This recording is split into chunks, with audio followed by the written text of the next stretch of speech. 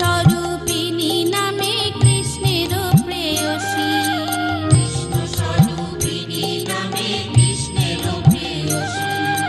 পুরাকালে শ্রীকৃষ্ণের বাম